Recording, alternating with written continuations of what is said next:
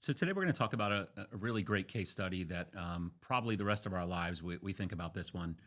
First of all, it was in Tampa, Florida, and nice people. But the type of work we did was very exciting. Here, we were brought in by someone we had known who recommended us. He was the National Business Consulting, and he was helping a print company package a piece of software that they had created.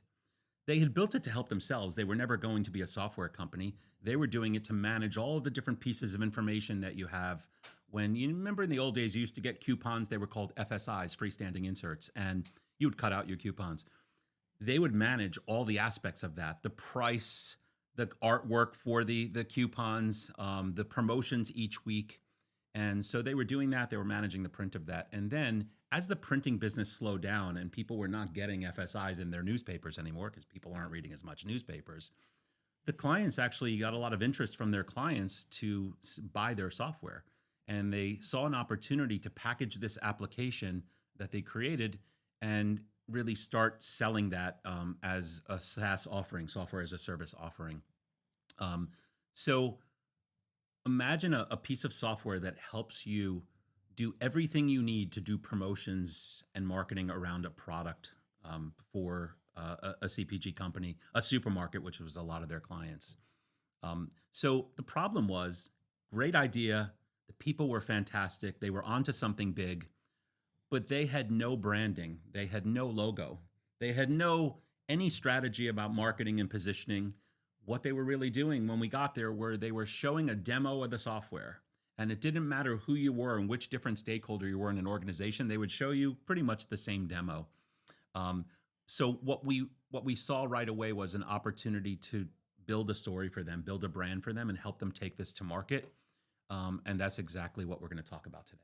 Right. It's a matter of taking and expressing the features and benefits. That's the heart of great marketing. And that was what they were missing. So that's where we started. We said, we need to tell the story. What is the strategy of what it is that you're selling? So we started with a deep assessment, watching all these demos, talking to dozens of customers, retailers who were using the software, what they liked, what they didn't like, what they thought the advantage of it was. And imagine you used to run a coupon every week. You had the pack size, the flavor, the color, the price of what you were doing, all those things. But imagine now with modern marketing where you're doing one-to-one marketing or doing the customized multimedia marketing and email marketing, all of those details suddenly become exponentially larger, exponentially harder to manage. And that's what the retailer customers really needed that software to help them with. And then we did a deep dive into competitors and near competitors to understand what they were doing, what kind of issues they were addressing, what their reputation was in the marketplace, and then to uncover where are the unmet opportunities. And so we needed to develop a singular brand story that was really hard hitting, that was easy to understand, that brought the solution into focus, and more than just features, it was looking at benefits and advantages and why you needed to buy. So where did we start? Right away, we needed a name. I remember when we came up with a name afterwards, we had like a birthing announcement. They felt like they had a new child born. If you remember, the Yep. CEO, Tom, said, "Oh, wow, I have a new baby." But we developed and tested the name from over 2,000 names that we came up with and then tested and then did research and then internally. It ended up being Aptaris. Then we designed the logo, created a visual identity system. And this was an important part of the system. It wasn't just about making something that looked good and that was fun. The whole design and the complexity of the design, what it needed to represent, but needed to be visually simple. So when you look at the logo, the top spherical portion of the geometry actually represents a brain. There was a ton of intellect that this software did. There was a ton of things that it was doing. And then the little A above the logo type, the word Aptaris, were connectivity dots. Those colorful dots were what their system does. It connects disparate databases and disparate systems and brings all that information up in a dashboard. So we wanted it to be playful. We wanted it to be very simple. We wanted it to be smart, and we wanted it to be informal because a lot like ourselves, and this is why we hit it off so well with this client, they were a little bit more fun and informal. They were a serious software company, but they had a great personality and culture. So using design in a way that the system was super smart, it really related to what their product and their brand was about. And we took something that was very dry and technical and made it very fun, energetic, and accessible. And you'll see some of the examples as we go through here, and how we use those colors and the dots and the language of what we built around the brand. Right. And the design also helped people understand what they were looking at. One of the things we saw when we watched them give demos is people were like, where am I? What am I? And the design helped people understand this is this function, this is this function, and how they all flow together. So it was kind of like a flyover map in it, in addition just to being a great design. And from that, we used the brand, we had the name, we had the story, we had the logo, we had the design system. Now it was time to put it to work in building out their website, their sales pitch, their brochures, stationery, and we even used it to redecorate their offices. And when that was done, it was time to launch the brand. So we launched it coast to coast and across all of their offices and made a big media splash in the media that matters to them and that mattered to their customers so that we could reach them. And then it was a matter of putting the thing to work. It's not enough to have a beautiful brand and everything like that. You need something that is useful in turning the crank of revenue to build that business. So it was creating mobile, digital, email campaigns, everything to generate leads, producing collateral.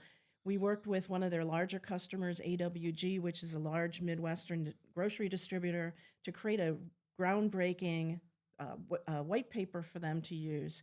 And then using these marketing materials, we never created anything just because. Everything fit in mapping out the decision journey that customers would take every step of the way. What kind of information did the customer need, and how could we best deliver it? What format and materials were needed at each step, so that marketing worked very closely with sales to move people into the funnel and through the funnel and to a deal, and ultimately after a deal into being a real advocate for the brand and helping to build the business.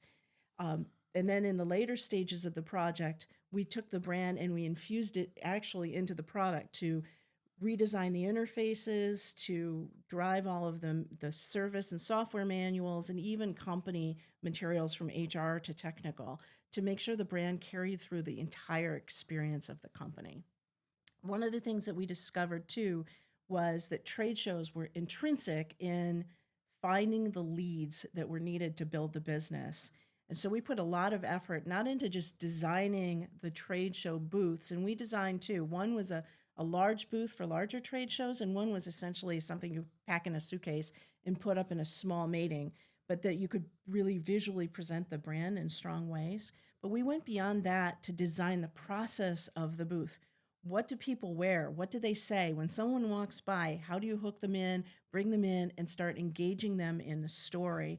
So it was a huge part of designing the experience in the booth along with the booth, and then the experience before the show and after the show. So you generate buzz in advance to get people interested in coming by, and then afterwards, after they've come by, to reinforce the story and truly engage them, essentially set the hook so that we could reel them in.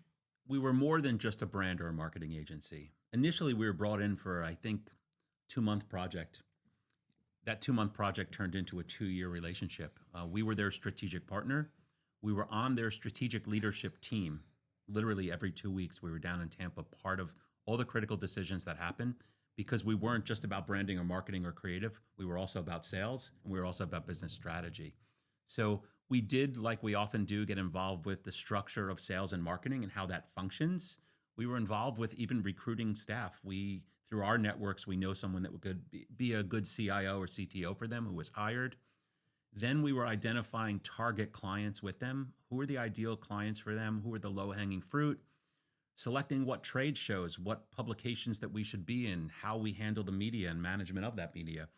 And then how then can we start thinking about the product was so large and so many aspects to it, that how can we break it up into solutions so we can sell each solution to the right target? Because somebody might see it and say, I only need 2 of those 6 parts that you have. Why do I need to pay this price? We actually made it much more modular, where there were different parts of the solutions. And then we branded and marketed towards those, with everything from videos on each one of the solutions to its own branding, interactive PDFs that explained everything to you with video. We functioned as their outsourced marketing and business strategy advisors.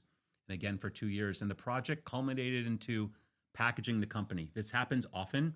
Sometimes not great for us because our clients end up getting bought by someone else, and then we don't have them as a client so much, but we wish them well. And we knew from the beginning that this company had a great idea.